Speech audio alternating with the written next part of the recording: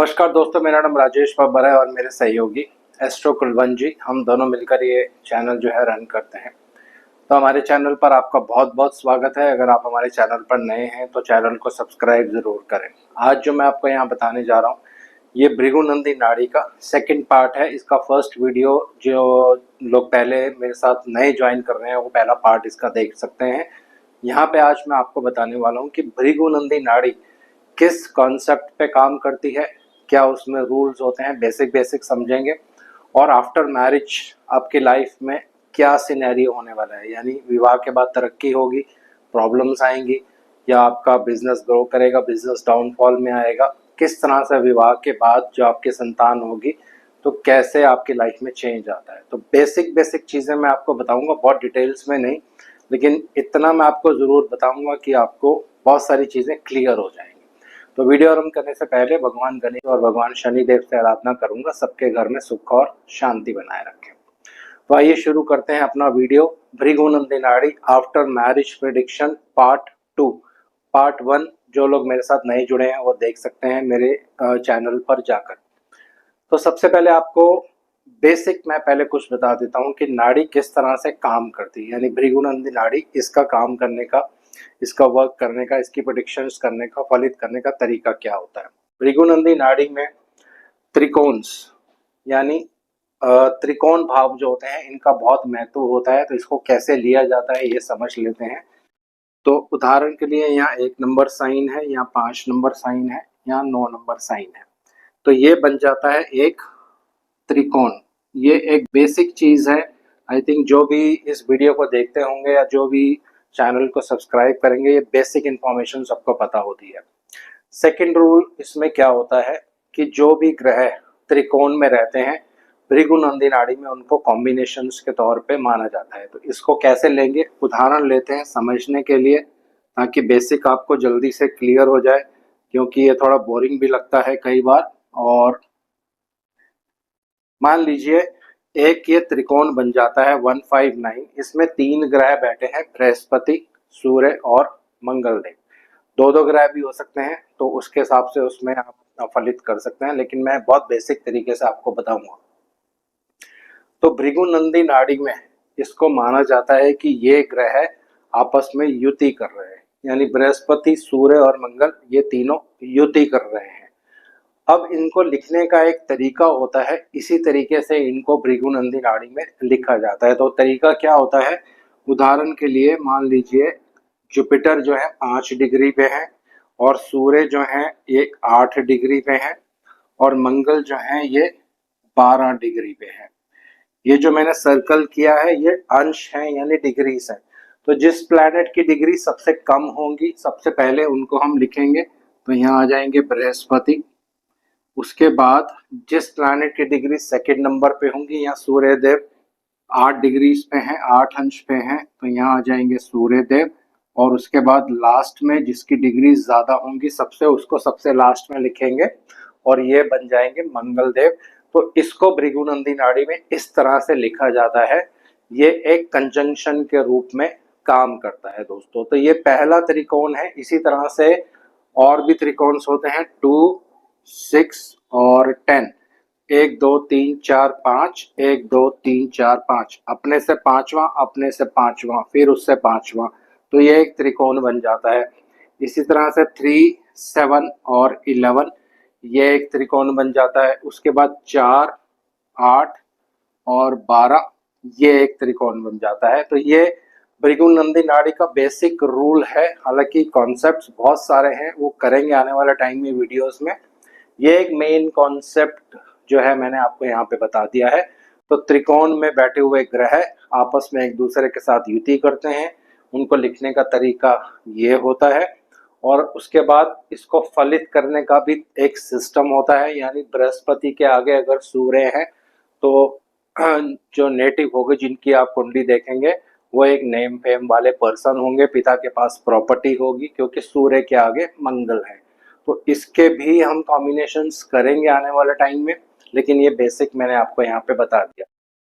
अब second step में आज का जो हमारा टॉपिक है मैरिज के ऊपर है, कि विवाह के बाद क्या आपके जीवन में बदलाव आने वाला है। तो 2 चीजें पहले यहाँ पे समझ लेते हैं। लड़के की कुंडली अगर आप देखेंगे तो उसमें शुक्र जो है वो पत्नी के कारक ग्रह माने जाएंगे। अगर लड़की की कुंडली आप देखते हैं तो मंगल देव पति के कारक माने जाते हैं। यहाँ पे बृहस्पति को पति के कारक नहीं लिया जाता है। सिंपल थ्योरी है। लड़के की कुंडली तो वीनस वाइफ बनेंगी और लड़की की कुंडली तो मंगल जो है उनके पति के कारक बनेंगे दोस्तों। ये सेकंड नियम है भृगुनंदी नाड़ी का, ये आपको याद रखना है। अब कुछ ग्रहों के बारे में थोड़ा सा समझ लेते हैं क्योंकि प्रेडिक्शंस करने में उनकी जरूरत पड़ने वाली है। तो पहली चीज, भगवान सूर्य देव, सूर्य को कहते हैं नेम एंड फेम, गवर्नमेंट, आपके फादर इन लॉ, ये सारी चीजें सूर्य के अंदर आती हैं। स्पिरिचुअल प्लैनेट है, भगवान शिव को इंडिकेट करते हैं। और हड्डियों में दर्द, रोग, स्टमक प्रॉब्लम, ये सारी चीजें, आंखों में खराबी होना, ये सूर्य देव से ही आती हैं। दूसरे ग्रह हैं सूर्य देव के बाद मंगल देव। मंगल देव एग्रेशन को इंडिकेट करते हैं, ब्लड को इंडिकेट करते हैं और लड़कियों की कुंडली में हस्बैंड को इंडिकेट करते हैं। लड़का हो चाहे लड़की, दोनों की कुंडली में यंगर ब्रदर को इंडिकेट करते हैं। तीसरे ग्रह है बृहस्पति देव।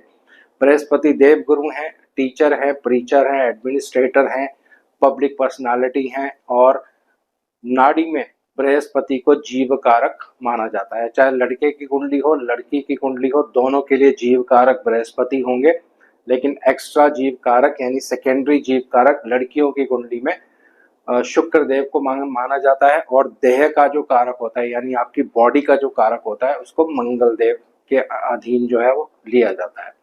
अब बात करते हैं मरकरी यानी बुध देव की। बुध देव एजुकेशन के कारक हैं, इंटेलिजेंस के कारक हैं, लॉ और कोर्ट दे देते हैं। बुध देव सदा आपको प्रॉब्लम देते हुए नजर आएंगे क्योंकि ये एक ड्यूअल साइन के मालिक होते हैं, तो इनमें कंफर्मेशन नहीं होता है चीजों को लेकर, हमेशा कंफ्यूज रहेंगे। तो जब भी बुध देव का रोल आएगा कुछ ना कुछ प्रॉब्लम आपको वहां पे जरूर दिखने वाली है दोस्तों। उसके बाद बात करते हैं शुक्र देव की। बहुत ही शुभ ग्रह है। लग्जरी, लड़कों की कुंडली में वाइफ, मनी, दोनों की कुंडली में लड़का हो चाहे लड़की हो, आपकी व्हीकल्स, जितने भी लग्जरी चीजें होती हैं सब शुक्र के अंदर आती हैं। खाना पीना, एंजॉय करना, घूमना फिरना, ट्रेवल करना। उसके बाद चंद्रमा। चंद्रमा एक बहुत ही इंपॉर्टेंट प्लैनेट है, मदर को इंडिकेट करते हैं, चीटिंग को इंडिकेट करते हैं और पैसे को इंडिकेट करते हैं और लड़कियों की कुंडली में हस्बैंड को भी इंडिकेट करते हैं। ये भी आने वाली वीडियोस में समझेंगे। उसके बाद राहु केतु, ये एक कार्मिक ग्रह माने जाते हैं। राहु को कंफ्यूजन, प्रॉब्लम और केतु को सेपरेशन, ट्रबल, ये इन चीज़ों से रिलेट किया जाता है। ज़्यादातर केतु कुंडली में ट्रबल देते हुए ही आपको मिलेंगे और केतु का ट्रांजिट नाड़ी में बहुत इंपॉर्टेंट होता है दोस्तों। तो ये कुछ बेसिक चीज़ें हो गई। इसके अलावा कुछ बेसिक चीज़ें शनिदेव के बारे में है। शनिदेव को land and property, construction, profession और आपके कर्म, इन सब चीज़ों से रिलेट किया जाता है। लो क्लास के जितने भी सर्वेंट्स होते हैं इनको शनिदेव के अंडर लिया जाता है।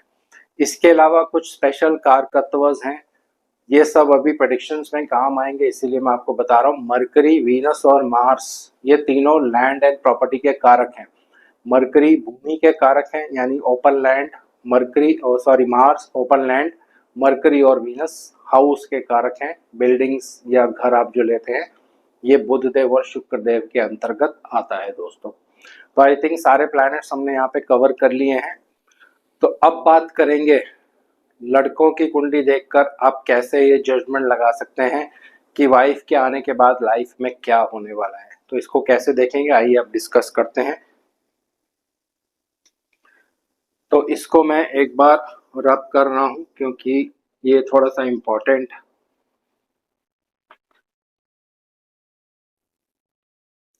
चलिए शुरू करते हैं लड़की की कुंडली से यानी फीमेल चार्ट से। फीमेल चार्ट में विवाह के बाद हस्बैंड को क्या मिलने वाला है, प्रॉब्लम, ग्रोथ या डाउनफॉल, ये सब आप कुंडली से देख सकते हैं। तो फर्स्ट स्टेप हमें क्या करना है, हमें देखना है कि लड़कियों की कुंडली में मंगल कहाँ पे प्लेस्ड है। उदाहरण ले रहा हूं मैं और अपनी अपनी कुंडलियों पे एकदम इसको नहीं लगाइएगा क्योंकि इसमें और भी बहुत सारे रूल्स होते हैं। तो उदाहरण लेते हैं, मान लीजिए किसी लड़की की कुंडली में यहाँ पे मंगल है। मंगल पति के कारक ग्रह हैं लड़कियों की कुंडली में। ये बिल्कुल क्लियर है, भृगुनंदी नाड़ी में बृहस्पति को पति का कारक नहीं माना जाता है। फर्स्ट हस्बैंड मंगल होते हैं, सेकंड हस्बैंड फिर बृहस्पति होते हैं। तो पहले हस्बैंड मंगल देव। तो अब आप लड़की की कुंडली एनालाइज करेंगे, सीधा मंगल देव पे आपको फिंगर रखनी है। सेकंड रूल जो मैंने आपको भी थोड़ी देर पहले बताया, 1 2 3 4 5, इसके ट्राइन में देखना है कौन से ग्रह हैं। तो मैं समझने के लिए यहाँ पे लिख रहा हूँ क्योंकि कॉन्सेप्ट आपको क्लियर हो जाएगा। कई बार ऐसा भी होगा कि ट्राइन में कोई ग्रह नहीं होंगे, तो वहाँ पे फिर कुछ रूल्स होते हैं वो फॉलो करने पड़ते हैं। 4th house, 2nd house, 12th house, 11th house, ये भी आने वाली वीडियोस में स्टडी करेंगे। तो आज जो है सिर्फ त्रिकोण मैं ले रहा हूँ। और दूसरा आपको यहाँ पे लेना है, यहाँ पे मैंने लिख दिया केतु। तो 1 2 3 4 5, 1 2 3 4 5, 1 2 3 4 5, तो ये पूरा त्रिकोण बन जाता है। अब सेकंड रूल जो मैंने आपको बताया था, इनकी डिग्रीज आपको देखनी है। तो उदाहरण के लिए मंगल 5 डिग्रीज पे है, बुध देव 60 डिग्रीज पे है, केतु 15 डिग्रीज पे है। तो अब ये इनके डिग्रीज आपके पास आ गई। तो इसको लिखना कैसे है, ये विधि मैंने आपको पहले बताई थी। तो पहले हम लिखेंगे मंगल, उसके आगे लिखेंगे बुध, उसके आगे लिखेंगे केतु। जिसकी डिग्रीज ज्यादा होंगी वो सबसे लास्ट में आएगा, जिसकी डिग्रीज कम होंगी वो सबसे पहले आएगा, और जिसकी डिग्रीज इन दोनों के बीच में होंगी वो इनके बीच में आएगा। अब यहाँ से हम फलित करना शुरू करेंगे। लड़कियों की कुंडली में जैसे ही विवाह होता है, हस्बैंड आपकी लाइफ में एंटर कर गए, यानी हस्बैंड आपकी लाइफ में आ गए, तो ये आपके हस्बैंड हैं। अब सेकंड स्टेप में क्या देखना है, इनके त्रिकोण में मरकरी है, degree wise mercury second number पे है। तो यानी विवाह के बाद सबसे पहले मंगल के आगे बुध देव हैं। तो यहाँ पे देखिए अब बहुत सारी प्रेडिक्शंस निकल कर आती हैं, लेकिन उसमें से कुछ प्रेडिक्शंस मैं आपको बताऊंगा। जैसे जैसे मेरी वीडियोस और आती जाएंगी तो उसको आप डिटेल्स में देखिएगा। पहली चीज, जब भी मंगल के आगे बुध रहेंगे, आपके हस्बैंड एक इंटेलिजेंट पर्सन होंगे। ऐसा इसलिए क्योंकि बुध एक इंटेलिजेंट प्लैनेट है, एक इंटेलेक्चुअल प्लैनेट है। तो हस्बैंड बहुत ज्यादा इंटेलेक्चुअल और इंटेलिजेंट होते हैं। बुध को बोलने का भी कारक माना जाता है, नाड़ी में वैदिक में भी बोलने का कारक ही माना जाता है। तो हस्बैंड मैरिज के बाद आप नोट करेंगे अचानक से इनके स्वभाव में चेंज आ गया है। विवाह के बाद पति जो पहले बहुत कम बोलते थे दूसरे प्लानिटरी कॉम्बिनेशंस के अकॉर्डिंग, विवाह के बाद ये जो पर्सन है बहुत ज्यादा बोलने लग गए, या इनका बोलने का जो स्किल है वो ऑटोमेटिकली डेवलप होने लग गया है। ये सारा विवाह के बाद होगा, क्योंकि लड़कियों की कुंडली में मंगल हस्बैंड है, तो हस्बैंड को क्या मिल रहा है आगे, बुधदेव इंटेलिजेंस और बोलना, क्योंकि बुधदेव बोलने के कारक है। तीसरा प्रॉपर्टी, जैसे मैंने आपको पहले भी बता दिया, बुधदेव प्रॉपर्टी के भी कारक माने जाते हैं नाड़ी में, हाउस घर। तो विवाह के कुछ टाइम के बाद ये प्रोग्रेशन से हमें पता चलेगा कि ये कॉम्बिनेशन कब एक्टिव हो रहा है। उस पीरियड में आप मकान खरीदेंगे, यानी हस्बैंड जो है प्रॉपर्टी खरीदेगा। लेकिन मंगल के आगे मरकरी है, इसीलिए ये योग है विवाह के बाद आप एक नया घर लेंगे, नए घर में और खुशियां जो है आपको मिलने वाली हैं। तो ये तो हो गई अब कुछ पॉजिटिव चीजें। अब कुछ नेगेटिव चीजें भी यहाँ पे मिलने वाली हैं। बुध देव को जैसे मैंने आपको पहले बताया, ये मंगल देव के शत्रु ग्रह माने जाते हैं दोस्तों। बुध और मंगल में मित्रता नहीं होती है। तो बुध जो है ये लॉ एंड कोर्ट को भी इंडिकेट करते हैं। अगर कुंडली में दूसरे कॉम्बिनेशंस होंगे, मंगल देव पर बहुत ज्यादा पाप प्रभाव होगा, तो ऐसे केस में क्या होगा, मैरिज के बाद लाइफ अच्छी नहीं चलेगी दोस्तों, क्योंकि मंगल के आगे बुध है, बुध के आगे केतु हैं दोस्तों।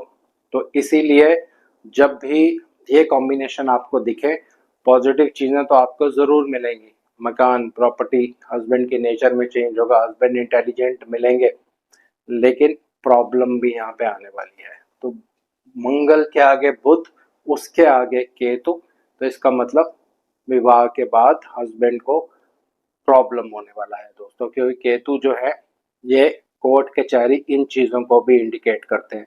तो अब ये डिपेंड करेगा कि बाकी प्लैनेट्स किस तरह से इन कॉम्बिनेशन पर अपना इफेक्ट डालते हैं। पॉजिटिव होगा तो जैसे मैंने पॉजिटिव चीज़ें आपको बता दी, अगर नेगेटिव इम्पैक्ट होगा तो फिर मैरिड लाइफ में प्रॉब्लम्स आनी शुरू हो जाएंगी। तो ये एक सिंपल रूल है, इसको आप पहले समझ लीजिए। अब लेते हैं लड़के की कुंडली।